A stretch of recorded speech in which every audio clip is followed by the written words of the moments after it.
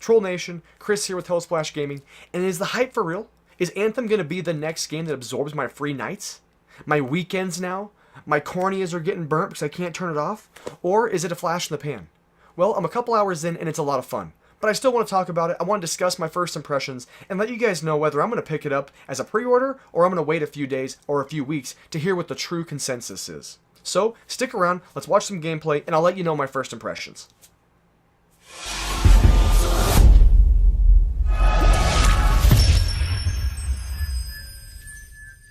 So, what do I think so far? Well, I'm only a couple hours in, so, I mean, obviously everything is taken with a grain of salt. I don't want to keep dropping Destiny references the entire video, because that's what it's about.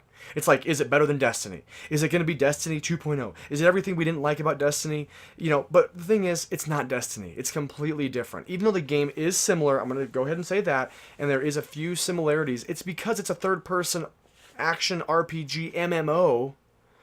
That's what Destiny is. So of course you're going to get those similarities. But first off, I think, you know, the easiest way to say this is that the game was fun. The game was fun. The demo so far is a blast. But you know what else was a blast when I first played it? Evolve. And that game tanked. I thought Evolve was great. You know what else I loved? For Honor. For Honor was really fun. But they just couldn't keep my interest longer than like 20 hours. It just kind of got repetitive. Now, I think that BioWare is really good at keeping your interest. But you know, you just don't know. I mean, unfortunately, in this day and age, you just can't trust anybody when it comes to your games. Like, you think a company's got it down, and every once in a while they release a dud. And Mass Effect's Andromeda was kind of that. I mean, it wasn't a terrible game, but it was definitely not up to the standard that most gamers would hold Mass Effect to. So, without being negative, I want to get into it and say that the game was fun. You know, right off the bat, you enter this world, and the city is cool looking. You know, it's very kind of quiet because you're playing a demo. You know, you're getting a sliver of the pie, and I love my dessert. I want the whole thing, but it's a free demo, so what do you expect? So you can't really interact with many NPCs, but you can kind of see the potential that when the game is actually released, all these NPCs, hopefully you can interact with them, talk with them, have multiple, you know, conversations with different scenarios.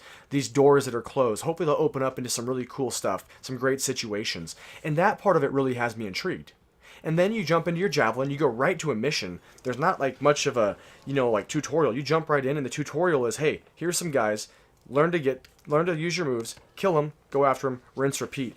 And you know what? It wasn't so bad. There's a lot of buttons, there's a lot of stuff to learn, but the basic first person, you know, L1, R1, you know, L2, R2, it's very similar. If you played, you know, any first-person shooter or third-person shooter, it's a very, very similar, almost identical control makeup.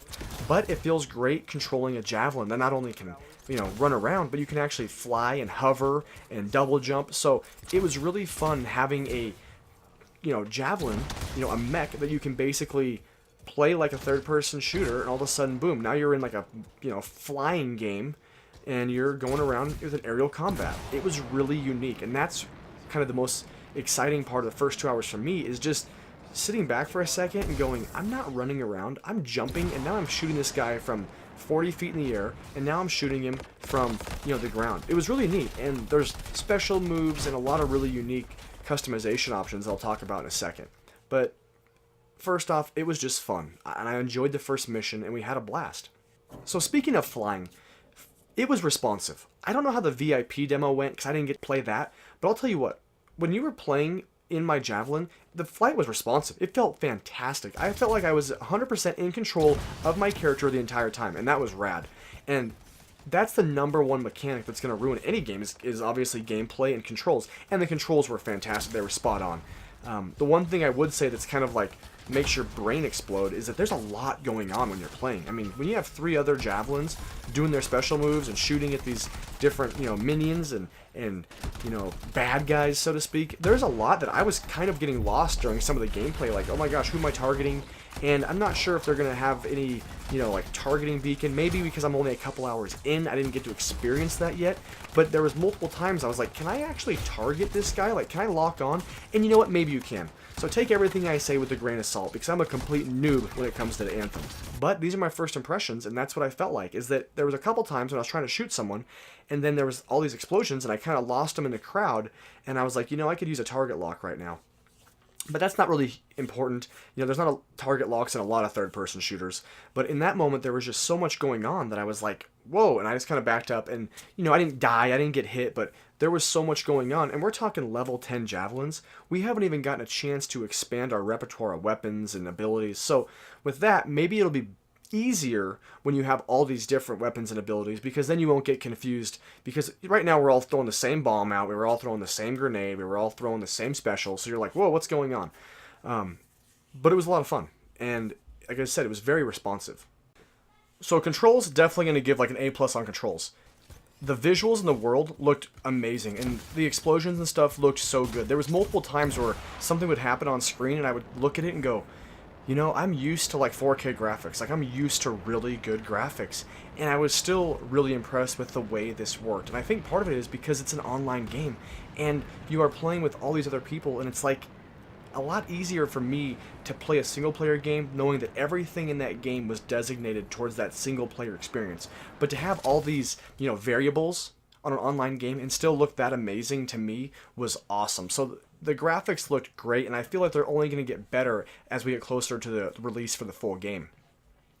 You know, and speaking of customization, I didn't even get to do hardly any customization because I'm a couple hours in, but I am looking forward to kind of decking out the Javelin, and that's one thing that I really hope they make it unique to you, is that I don't want to have a Javelin that looks like everybody else's. And I'm not talking just a small little, you know, skin change or color change. I'm talking like, I hope that there's enough loot that we can actually get different looks so that when I see a Javelin, I'm like, wow, that's cool. Like, he got that unique drop that I've been wanting to get. You know, and that's probably going to go more towards endgame so you can get more unique stuff. But I just don't want to look at every Javelin and say, okay, they're all the same Javelin, and that guy has a pink skin, that guy has a blue skin, that guy has a brown skin. I really hope there's some uniqueness. And so far, the customization options look really cool. I mean, from, you know, your weapons to your full loadout. I mean, everything looks really neat.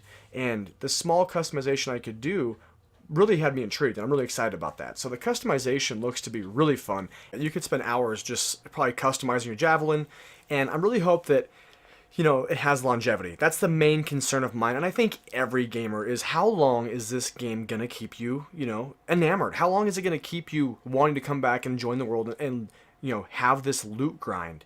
You know, I think gamers have kind of progressed to where we need more than just the basic, you know, Diablo 2 style grinding. I loved that kind of, you know, rinse and repeat, but I think nowadays you need more. And, you know, not to reference Destiny too many times, but I have to at least reference it now. That's where Destiny lost me, was I loved the initial grind in Destiny. I loved the first raid. It was one of my favorite gaming moments in the last decade, was that raid.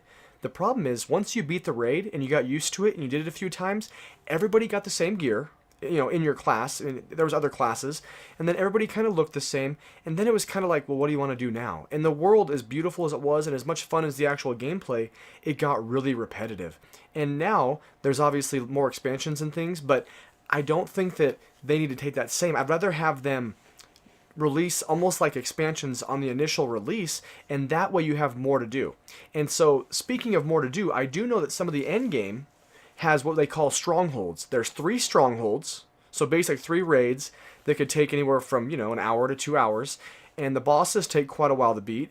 And then within each stronghold, there's 3, I think, Grand Master, they call them, levels. So there's like level 1, level 2, level 3. So that's kind of cool. So you have 3 different raids, so to speak, and each raid has 3 levels of difficulty. So maybe you can barely do the first level of difficulty and you get some loot, and you do the second one and you get some loot, and the third one and you get some loot, and then eventually you can start doing the next level 2 and level 3, and your loot would be based off of the different difficulty. Now, from what I understand, your loot is not based off of the individual raid. There's basically just, you know, imagine like a big cloud-based loot box, and loot is just pulled out of this like cloud-based storage, essentially. So it doesn't matter which stronghold you do, loot can drop from any of the strongholds, which makes it fun, so you can do any of the strongholds you like, and maybe you can only do 1 stronghold a week, so you can do all 3 to get these loot drops, and then you can, you know, get the loot, increase the level of difficulty, and get better loot based on the tiers. So even though there's 3 strongholds, there's 3 levels within each stronghold,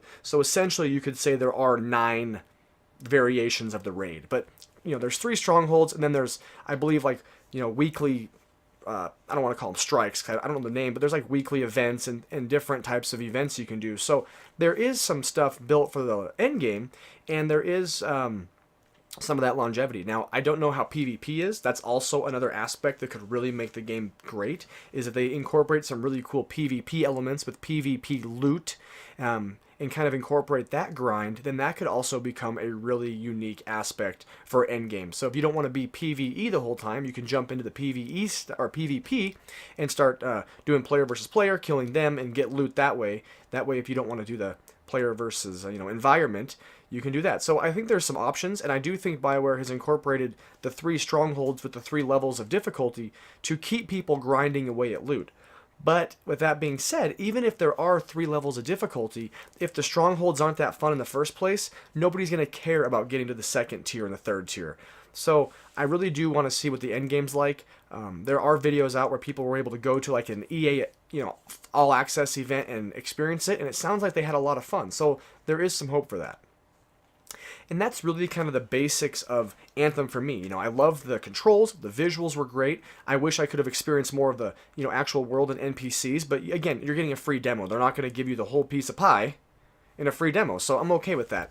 And, the big question is this game worth pre-ordering now? Is this a game that I'm going to go pre-order and play on day one? And unfortunately, the answer is I don't know.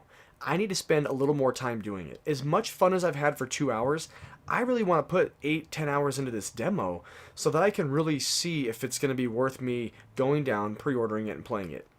Chances are I'm leaning 80% yes. And there's a couple of reasons why. One, the game is fun so far, and even if I go through a couple strongholds and I get loot, and it ends up being kind of a boring game for me towards the end, I still feel like I'm going to get my money's worth just from the initial playthrough and doing the 3 strongholds and maybe a little bit of the PvP. And the other reason that I think I'll end up getting this is a game that is so hyped that most of my friends will be buying it. And for that reason alone, I want a game with my friends. It's been a while since we've had a game where we've played together. League of Legends was a big one. Destiny was a big one for us. But we all kind of fell apart after Destiny. In the last year and a half, we really haven't gamed, a whole lot together at all. So I'm really looking forward to getting back onto, the platform and actually hanging out with my buddies on the weekends, on the nights. So, when you get older, you don't get to see them. So you're online. You're getting those calls and you're playing. So this is probably going to be a game that we all get back into, and hopefully it piques our interest and holds our attention long enough to really get some fun grinding in and a ton of gaming. But if nothing else, I'm probably going to be getting it and playing with my buddies and seeing kind of what they think after they get the demo and check it out. But so far, I think it's really fun. It's free. I think everybody that's even remotely interested should download the demo and just give it a couple hours. The first 20 minutes can be a little daunting with all the different, buttons and combinations if you haven't been playing a first or third person shooter in a while, but I think once you get past that, it's really neat.